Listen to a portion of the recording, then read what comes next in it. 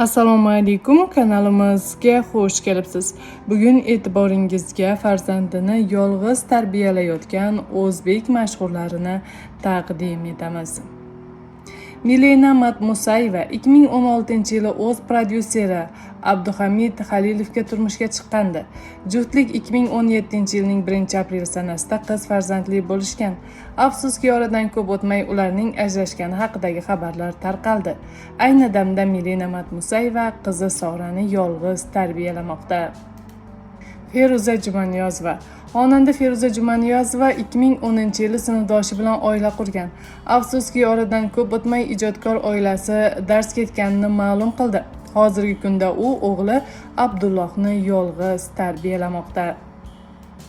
Qadam serialdagi roli bilan tomoshabinlar e'tiboriga tushgan aktrisa Kamila Gimandinova ham qizi bilan yolg'iz yashamoqda. Uning ham turmushi bor yo'g'i bir necha oy davom etgan. Aktrisa turmush o'rtog'i bilan ajrashishiga jiddiy sabablar bo'lgani va hozircha qizi Aylinni yolg'iz tarbiyalayotganini ma'lum qilgan.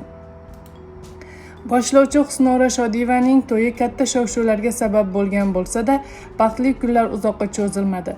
U homiladorlik chog'idayoq oilaviy kelishmovchiliklar sabab turmushidan ajrashgan. Hozirda u Salim ismli o'g'lini yolg'iz tarbiyalamoqda. Xonanda Sevinch Mo'minova ham bir necha yildan buyon qizi Leylani yolg'iz tarbiyalab kelmoqda. Uning Sharof Muqimov bilan turmushi 7 yil davom etgan. Sharof Muqimov oila qurgan. Sevinch Mo'minova esa hali oila qurgani yo'q. Aktrisa Sitora Alimjanova 2017-yili toshkentlik tadbirkor bilan oila qurgan. Ularning to'yi Tailandning Pxuket orolida bo'lib o'tgan. Ammo to'y suratlarining birortasida kuyov ko'rinmagan. Aktrisa so'nggi suhbatlarida yolg'iz ekanligi va o'g'li Muhammad Aminning tarbiyasi bilan bandligini ma'lum qilgan. Aktrisa Dilnoza Kubayeva 2008-yili o'z muxlisi bilan oila qurgan. Aktrisaning aytishicha, rahmatli turmush o'rtog'i uni Kelgindi kelin filmida ko'rib yoqtirib qolgan. Afsuski, og'ir xastalik sabab turmush o'rtog'i 30 yoshda vafot etgan. Aktrisa hozirda Muhammad Amin ismli o'g'lini tarbiyalamoqda. Xonanda Nilufar Usmonova erta turmushga chiqqan. U 17 yoshida Navzat Saidgaziyev bilan oila qurgan. Ular 2004-yili o'g'il farzandli bo'lishdi.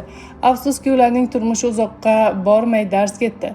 Shundan so'ng xonanda yana oila qurib, 4 nafar farzandni dunyoga keltirdi. Hozirda xonanda 5 farzandini yolg'iz katta qilayotganini ma'lum qilgan. Aziza Yoqubova. Jurnalist serialdagi roli bilan tanilgan aktrisa Aziza Yoqubova 2020-yili ikkinchi bor turmushga chiqqandi. Ancha yil Yasmin ismli qizi bilan yolg'iz yashagan aktrisa barchaga baxt tilagandi. Afsuski, Aziza oradan 6 oy ham o'tmay xiyonat tufayli eri bilan kelishmovchilikka borgani haqida ma'lum qildi. Uning ikkinchi turmushidan Muhammad Amir ismli o'g'li bor. Hozirgi kunda u 2 nafar farzandini yolg'iz tarbiyalamoqda. Kanalimizni kuzating va yulduzlar hayotidagi eng so'nggi yangiliklardan xabardor bo'ling. E'tiboringiz uchun rahmat.